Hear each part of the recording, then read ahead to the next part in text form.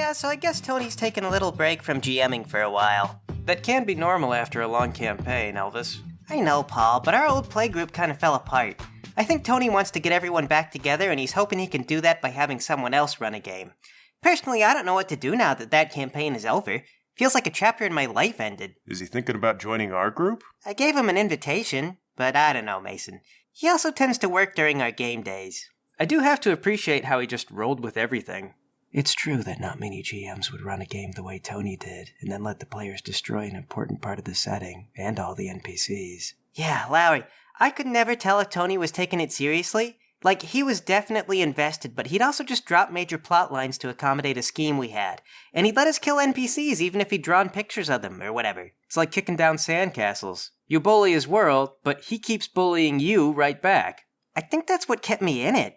I got punished for everything, but Tony always let me give back when I really wanted to. Yeah, but anyway, we got a game tonight, and I have to confess, I don't know anything about glam rock. Yeah, I know my character can play the guitar and can sing. Yeah, I really don't know a whole lot about the glam rock era either. What do you mean you don't know about glam rock? Paul, it was your game idea. I just like the aesthetic. Kill me. I'm gonna play the bass, but if there are any girls, I want to play them too. Larry, do you mean you want to play as a girl, or is this... I'm making a euphemism, Paul. Okay. I'm being inappropriate. Smooth. I feel like we don't do skirt chasing as a motive very often. I always worry it's going to make the table feel awkward. You see, Mason, the trick is you just have to look Paul in the eyes and be confident. Make him feel special. Larry, I swear to God. I can't live without you, baby. I'm gonna lasso the moon, pull it down from the sky, and then sit it down on my face. Okay. Yeah. See, baby, the moon is a metaphor for your rear end. So you're going to chase girls, but you didn't take the charm skill. Yeah, Mason, you gotta play what you know. I play the drums. I don't know how to play the drums in real life. All right, but what's your character, Elvis? That's where I'm hung up. I don't really know. I was thinking about having a substance abuse problem, but I don't know if the premise allows it. I mean... Well, then you got to be 27 years old, getting that 27 club. Okay, I think I got it. Addictive personality, thrill seeker, bad long-term planning. Are we all just making this up as we go? Are you? You explained all this and it sounded cool. Do you not have a plan? I have an outline, but it's very low concept and I don't know what you guys are going to do with it all. Can you just go over the game premise from the top one more time?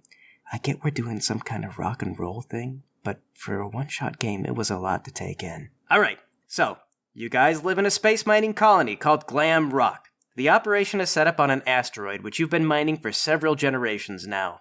Nobody knows where you came from or how you came to be here exactly, but you do know one thing for sure. You serve an enigmatic group of non-speaking aliens you all refer to as the Silent Singers. The asteroid has, above all else, 2 immutable laws. The first is, you shall not attempt to contact the outside world. The second is that each year the Silent Singers will present you with 100 crates, which must be filled to the brim with various metals and ores found while mining the asteroid. A large bronze plaque displays these 2 rules in the central meeting hall of the colony, but an extended scripture explains their reasoning. You mustn't contact the outside world because it's populated by aliens with faster-than-light travel, and therefore faster-than-light weapons. If some adversary were to become aware of you and decide to attack the colony would be destroyed before you would even see the weapons coming. This rule is for your own safety and for the continued survival of the colony. The second rule is because the Silent Singers have established a pact with the colony. You give them the metals, and in return, they provide you with enough food and other materials to survive on the asteroid. Functionally, you cannot live without the Silent Singers as patrons, and they support you because of the value that you provide to them. These are the 2 essential laws of Glam Rock, which have not been violated in several known lifetimes. However, about 20 years back, the colony made a request for livestock, such that they could produce their own food in addition to those rations provided by the Singers. The Singers obliged in the next cycle and brought a kind of lizard which feeds on mold and moss and other things that grow naturally in the caves. It was great for a little while until a few escaped and went feral, and after that, the only way that you could get down into the mines was to use your mining platforms as weapons to fend off the wild, biting lizards. But you're in luck there because each of your mining platforms is powered by a musical instrument. The way you play alters the way the platform behaves, and after that debacle and a year of hardship, your people had the Singers load up the platforms with weapons. Now when the drummer hits that bass drum just so, it fires a volley of micro-missiles, No dangerous lizard creature is any threat to that so long as you conserve your ammunition until the next supply drop-off. You almost missed the quota that year.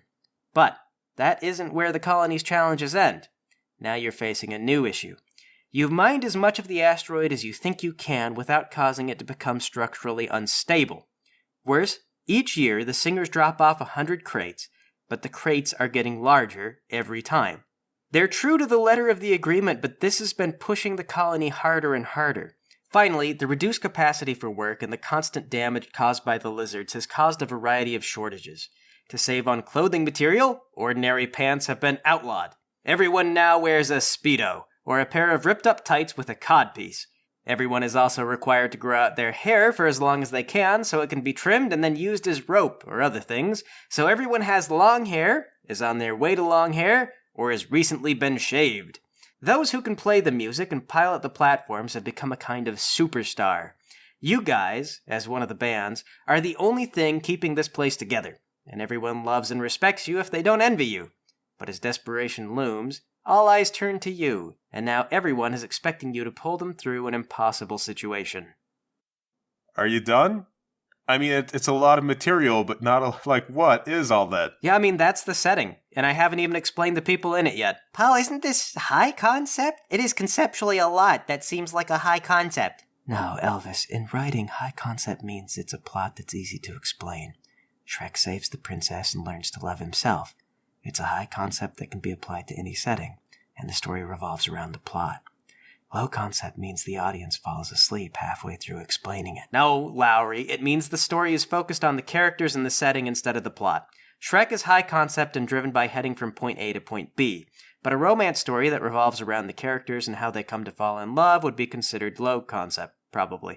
It's easy to explain the former, and the latter can be summarized as a love story, but the meat of the story takes a decent amount of explanation. So you're going for, a character story where we have to improv all the main characters, and the plot driving us is economic hardship and an archaic tax system applied to a science fiction setting. And also, you're rock stars, and pants are forbidden. You should just write us a script. This is... I'm down for it. I can do it. I can ruin it. It sounds cool, but you probably should have done pre-made characters with the book's worth of backstory and then hashed out motives before the game. That sounds like even more work than usual. I mean, it's a low... Yeah, you know what? I'm just going to base my character on a book I read recently. If Elvis and Lowry want to try it, I will do my best. All right, that's the spirit. It's just one night anyway. This is going to be more of a challenging game for all of us, but you guys have a basic character hook in your heads, right? Elvis, you're a substance abuser, low self-control, all about instant gratification. Yep. Okay, and Lowry, you're a womanizer, and you're bad at it. I assume maybe you're, attention-starved. Sure, yeah, I can roll with that. And Mason, what are you doing? Put me down as an ambitious ideologue. The Singers are taking advantage of us, and I don't like it. But I'm willing to throw away everything for the status and power to be where I am. All right, great. And you said you're also the vocalist and the band's melody. Elvis, you're the drums. Lowry, you're the bass. Our game begins on the day the Silent Singers are meant to visit. Your crews have done all they could to gather enough material to fill the crates, and to be honest, it was cut so close you had to toss in a few dud materials you might have otherwise thrown away. There's been a lot of talk about what the Singers would do if you broke the second law, and everyone's wondering if they'll notice you cut corners to meet the quota this year. The freighter ship of the Silent Singers draws into view of your guidance systems. The ship's wings fan out like an angel, with neon-lighted tips pointed in all directions. It sends a tight beam of light towards your station, which is the signal for docking clearance. Butch Knuckles, the colony foreman, signals them in, and the Singers dock. Now, real quickly, I want to establish some background for you guys and Butch.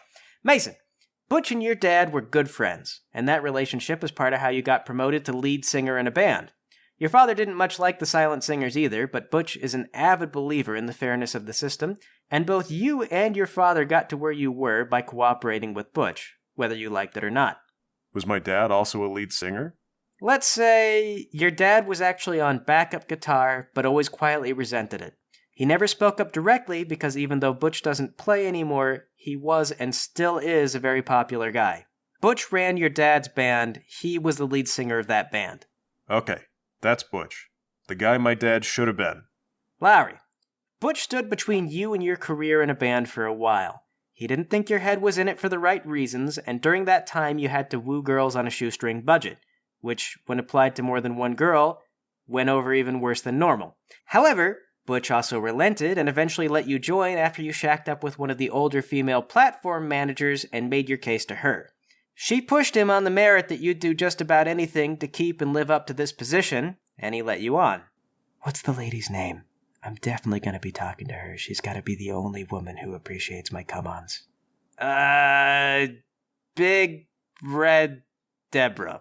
Big Deb. Big Deb. Elvis, you got in your band before the other guys, but have been on thin ice pretty much ever since. After every single bender, Butch has held your hair back and helped you get back on your feet, and has threatened to throw you out of the band if you ever do it again. He hasn't yet acted on that threat, and you're not sure that he ever will. He's just a big softy. Alright, so, Butch welcomes the singers in. When the airlock opens up, fog pours in. The singers have long, tall figures. They're clad in robes and wear a sort of mask. The whole getup is likely a spacesuit, and the fog is probably normal for their home atmosphere. They speak to one another by broadcasting neon lights, and every visit is wordless. They'll answer yes or no by either flashing a green or red light. The group sets about inspecting the place while everyone in the colony kneels down on the floor, Butch included. They take away the old crates, bring in several boxes and equipment of supplies, then bring in new crates to fill with metal. The whole thing is done swiftly, like a smoothly choreographed dance. Just as it all comes to an end, one of the singers stops before Butch and spreads its arms. This is the signal, and Butch rises to say a few things to the singer, but he's speaking in hushed tones. You can't make out what he's saying. The conversation is brief, and Butch looks concerned. The lights flash, alternating red and green. He seems to be asking a number of questions. Eventually, Butch nods, and the singer glides back to its freighter ship. The airlock closes, the ship departs, and everyone gets off their knees. The room starts to murmur. The tithing crates are even larger than the last ones. Arguably, you didn't even make the quota last time. No one is sure you could make it this time, and the rumor is that the last viable veins were tapped for the previous tithe. The murmuring gets louder, and people start trying to talk over one another. Then Butch stands up and he holds out his hands. All right, listen up. I know how it looks. I had a word with the singers, and they said they expect us to fill the tithe one last time. I explained the situation, that the mine's almost dry, and they understand. What do they understand? Mason, that the mine is almost dry. They know this is the end of the road for Glam Rock as it is now. Yeah? And what did they say about it, aside from yes or no? I'm getting to it, just let me arrive. Come on, Mason, just give the guy a second. Don't lecture me. Right, well, I've explained the situation, and they've said we need to fill the last tithe. If we can do that, and if we pull together, I know that we can, they've promised to consider finding a new home for us. The place breaks out in conversation again. There's 3 bands in total, counting yourselves. The leader of one of the bands, a guy named Padre Rockero, climbs up on his platform and says, "What did they say we'd do if we don't meet the tithe?" Butch replies, "I didn't ask. You know as well as I do, Padre, that's a violation of one of the only 2 laws laid down by the singers. It'd be a fool's thing to have asked." "And yet my hair and I had a dream. I dreamed, Butch, that we didn't meet the quota. Call it the stress of recent events, or perhaps a premonition. My hair advises me to treat the dream as a portent. Things as they are, it may become reality." The hall erupts into arguing. Padre is saying something aloud that a lot of people on Glam Rock have been quietly harboring. What do you guys make of this? I'm not worried. What's the singers gonna do if we don't meet our quota? Could just leave us to die on Glam Rock, Elvis. Yeah, but you don't know that. It's never happened before. They've never left us to die on Glam Rock before either. So, real quick, let's establish some backstory for you guys with Padre. Man, can someone give me a pencil? I am gonna have to write this stuff down. Here you go. Man, I feel like it's been a long time since I took session notes. I remember doing it for our old D&D games, but eventually I realized everything could be summarized as go to dungeon, stab monster, and if we forgot any details, killing whatever was at the end of the dungeon was usually the right answer. maybe we just kill everyone in Glam Rock, and then we won't have to remember who they are. All right, Mason. Your dad never approved of Padre. Padre's older than you, but still plenty young. He does this thing where he talks to his hair, and no one is sure if it's a stage bit or something that's legitimately wrong with him, because he seems fully functional in society but never drops the character. In your interactions with him, it seems like he looks down on you, and sometimes describes you as having less experience than him. It's true, but also annoying. Lowry, Padre's kind of a kindred spirit to you. Also a bit of a womanizer, he gets around. This also makes him a bit of a romantic rival, and a more successful one, although it's true that girls who fall for him are also usually likely to fall for the same tricks twice. You did have one awkward brush with him when you came on to his drummer. You're not sure what's going on there, it doesn't seem like they're an item, but Padre did not like you trying to mess with her. What's her name? Nichols. Her real name is Nicole, but everyone calls her Nichols.